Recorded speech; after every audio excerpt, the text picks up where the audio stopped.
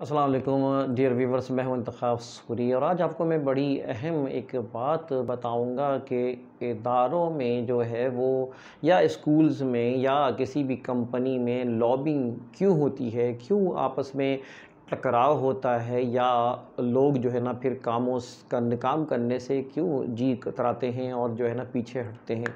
वजूहात तो और बहुत सी भी होती हैं, लेकिन एक ऐसी बड़ी वजह है जिसके जिसके बारे में आपको बताऊंगा। तो इससे पहले कि मैं आपको आगे बढ़ूँ, मैं आपसे गुजारिश करूँगा कि आपने अगर हमारा अभी चैनल सब्सक्राइब नहीं किया तो हमारे चैनल को सब्सक्राइब करें, बेल आइकॉन का बटन दबाएं और ताकि जो है ये वीडियोस ये चीज़ें आपको अपडेट्स मिलती रहें। इंशाल्लाह ये मुफीद चीज़ें इंशाल्लाह आपको मिलेंगी। अब देखिएगा, अच्छा जनाब, तो वजह ये है कि मैनेजमेंट के एक उसूल है, बल्कि एक उसूल के साथ दूसरा उसूल भी है। ये दो चीज़ें आप याद रखें। मैनेजमेंट का एक उसूल है कि डायरेक्ट ना हो हर एक से। एक तो ये चीज़ है कि आपको डायरेक्ट होने की हर एक से ज़रूरत नहीं है। अगर आप किसी मकाम पर हैं, किसी पोस्ट पर हैं, किसी आप इदारे के मालिक हैं, आप जो है किसी की जगह के एडमिनिस्ट्रेटर हैं, आप किसी जगह के जो है मैनेजर हैं, आप किसी जगह अगर प्रिंसिपल हैं या कोई भी आप किसी इदारे को लेकर चल रहे हैं, तो फिर आपके लिए ज़रूरी है कि इन दो चीज़ों का ख्याल रखें। नंबर वन, कि आपने डायरेक्ट नहीं होना हर एक से। दूसरा ये कि open the door. Open the door मैं आपको आगे आके बताता हूँ कि ओपन द डोर क्या चीज़ है मैनेजमेंट में और उसके क्या फ़वाइद हैं। तो सबसे पहली चीज़ ये कि आप मिसाल के तौर पे अगर आप एक स्कूल चला रहे हैं, आप स्कूल के एडमिनिस्ट्रेटर या मालिक हैं, तो आपको चाहिए कि आप मतलब ये कि आपका एक तो ये कि आपके साथ अंडर जो लोग हैं उनमें डायरेक्ट आपने स्टाफ से, डायरेक्ट टीचर्स से आपने इंटरेक्शन नहीं रखना है हर वक्त हर चीज़ में। ठीक है जी। आपका ताल्लुक़ आपके जो ज़िम्मेदार है, अगर आपके प्रिंसिपल ज़िम्मेदार है, तो आप एज़ ए मालिक एडमिनिस्ट्रेटर आपका ताल्लुक़ जो है एज़ ए मालिक आपका सिर्फ प्रिंसिपल से होना चाहिए या बहुत ज़्यादा कोऑर्डिनेटर को होना चाहिए। ये कि लेकिन कोऑर्डिनेटर का भी आपके लूप में रखे, प्रिंसिपल को लूप में रखे आपके जो है ना वो इक़दामात होने चाहिए। आप कोई काम करवाएं, मिसाल के तौर पे आप एक मालिक हैं और आप स्कूल के प्रिंसिपल को अहमियत देना चाहते हैं और आप चाहते हैं कि आप किसी भी किस्म के बिगाड़ से बचें, तो आपके लिए ज़रूरी है कि आपका बराह रास्त डायरेक्शंस, आपने जो काम करवाना है वो अपनी प्रिंसिपल से करवाना है। आपने अगर डायरेक्ट किसी टीचर को या डायरेक्ट किसी कोऑर्डिनेटर को डायरेक्ट आपने हुक्म दिया या डायरेक्ट कोई चीज़ करवाई, यहीं से वह बिगाड़ शुरू होता है। जो आपका हेड है, एज ए ऑनर बता रहा हूँ, अगर आप ऑनर हैं तो जो प्रिंसिपल है वो ज़िम्मेदार है। उसको आपने कोई कदम उठाना है, कोई तब्दीली करवानी है, कोई एडमिनिस्ट्रेशन में तब्दीली करवानी है, कोई ख़ास तौर पे एकेडमिक मामलात में तब्दीली करानी है, तो आपका पहला बराह रास्त ताल्लुक़ आपकी प्रिंसिपल से होना चाहिए। अगर आपने डायरेक्ट नहीं किया, आप नीचे किसी को डायरेक्शन देना शुरू कर दी, नीचे डायरेक्ट आपसे लोग बात कर रहे हैं, नीचे डायरेक्ट आपसे जो हुकअप हो रहे हैं, इससे ये है कि दो खराबियां पैदा होंगी। एक ये कि प्रिंसिपल की शख्सियत डैमेज होगी, या आपके कोऑर्डिनेटर हैं और आप प्रिंसिपल हैं तो वो कोऑर्डिनेटर की अहमियत और इसके वक़्त जो है वो ख़राब होगी, उससे लोग फिर उसको ओबे नहीं करेंगे। एक ख़राबी तो ये पैदा होगी। दूसरी ख़राबी ये पैदा होगी कि उससे लॉबिंग क्रिएट होगी, उससे फ़िरक़ाबाज़ी क्रिएट होगी। लिहाजा डायरेक्ट होने के काफ़ी इस तरह की चीज़ें हैं कि आप एज़ ए ऑनर अगर बता रहा हूँ, आप बड़े हैं तो आपको डायरेक्ट नहीं होना। एडमिनिस्ट्रेशन के मामलात में स्कूल के आपके एडमिनिस्ट्रेटर हैं, वो जवाबदेह है, उसकी बाउंड्री एडमिनिस्ट्रेशन में होनी चाहिए और आपका ताल्लुक़ जो है ना एडमिनिस्ट्रेटर से होना चाहिए। आप उसके ज़रिए जो भी अहकामात जारी करें, प्रिंसिपल के ज़रिए अहकामात जारी करें, डायरेक्ट आपका उस तरह नहीं होना चाहिए। आपका क्या काम है? अगर आप मालिक हैं तो आप अपनी निगरानी पे तवज्जो दें, आप स्क्रूटनी पे तवज्जो दें, आप फाइनेंस को देखें, आप चेक एंड बैलेंस रखें, आप बड़े बड़े इश्यूज़ को सॉल्व करें, आप इम्प्रूवमेंट का काम करें, आप डेवलपमेंट का काम करें, आप तरक्की रखने का काम करें। आप अपने जो है ना क्वालिटी और एजुकेशन की तरफ सोचें कि वो किस तरह बेहतर हो सकती है।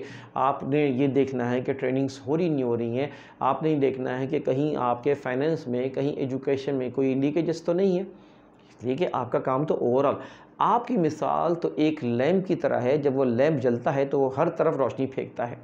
तो उस रोशनी की तरह आपका साया, आपकी सर्विसेज, आपकी आपकी आपकी तवज्जो हर तरफ होनी चाहिए, कोई पोर्शन, कोई सेगमेंट जो है ना वो पीछे नहीं हटनी चाहिए।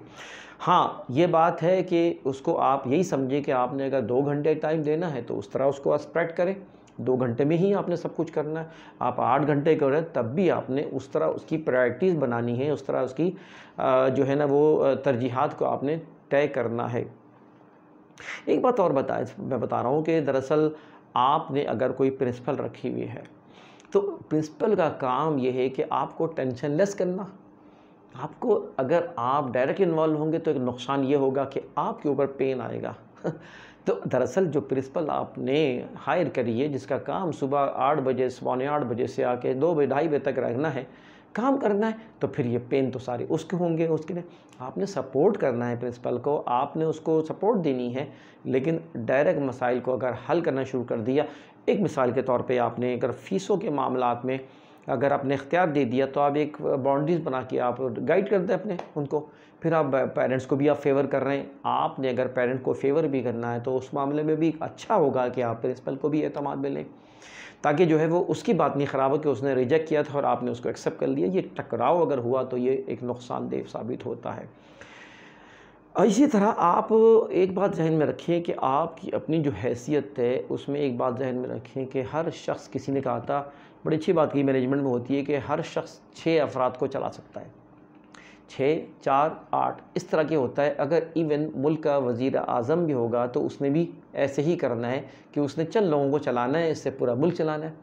कोई 10 कंपनियों का मालिक है, मल्टीनेशनल कंपनीज़ का मालिक है, हो वो भी ज़ाहिर है सब तो नहीं देखेगा ना वो हर कंट्री में जाएगा, लेकिन चंद लोग उसने सेलेक्ट करने हैं जो उसकी टीम में कोर और उस पे एतमाद वाले लोग हैं, वो उससे पूरी दुनिया के बिज़नेस को चलाएगा। तो लिहाजा आपने अपने जो बिज़नेस कर रहे हैं, आपके 2 इदारे, 4 इदारे हों, आपका घर है, आपका फलां है, आपने उनके हेड्स से आपने रब्ता करना है, उन्हीं के ज़रिए चलाना है, तो ये अच्छा सिस्टम चलेगा। तो ये तो हो गया, एक तो ये मैंने बताया कि ये डायरेक्ट होने के नुकसानात। अब मैं डायरेक्ट होने का मतलब ये नहीं है कि फिर आप जो है कोई आपसे रब्ता नहीं कर सकता। आप इसी चीज़ को कहते हैं ओपन द डोर। आप अगर मालिक हैं, आप स्कूल के ऑनर हैं, तो ओपन द डोर यानी मकसद ये कि हर टीचर को, हर शख्स को, इवन चौकीदार को भी इस बात की इजाज़त है कि वो आपके पास आके बात कर सकता है। हाँ, ये बड़ी अहम बात है कि वो हर एक को महसूस हो कि वो आपके पास आ सकता है, आपसे आके बात कर सकता है। जब ये पता चलेगा ओपन द डोर, तो फिर ना प्रिंसिपल, ना कोऑर्डिनेटर, ना कोई किसी के साथ ज़्यादती करेगा कि सर तक ये बात पहुंच सकती है, ओनर तक ये बात पहुंच सकती है। हाँ, एक बात आप जहन में रखें कि आप अगर ओनर हैं तो इसका मतलब नहीं है कि आपने किसी की बात सुनी और कच्चे कान की तरह सुन लिया। सुने हर एक की, करें अपनी।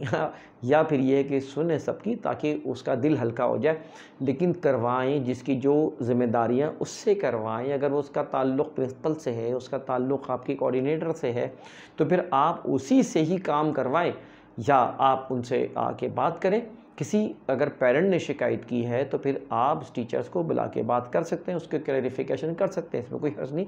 लेकिन मकसद काम की अहम बात यह है कि ओपन द डोर का मतलब कि एवरीवन कैन फील के ही और शी कैन मीट यू, कि वो आपसे मिल सकता है या मिल सकती है। ओपन द डोर का मकसद ही यही है कि फिर कोई आपको किसी किस्म की इदारे में घुटन नहीं होगी।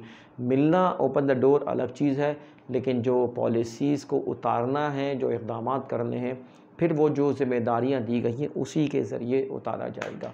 अगर आपको ये वीडियो पसंद आई हो तो इसको आगे बढ़ाएँ, इन मालूमात को आगे बढ़ाएँ, वीडियो को लाइक करें, इंतखाब सूरी को इजाज़त दें।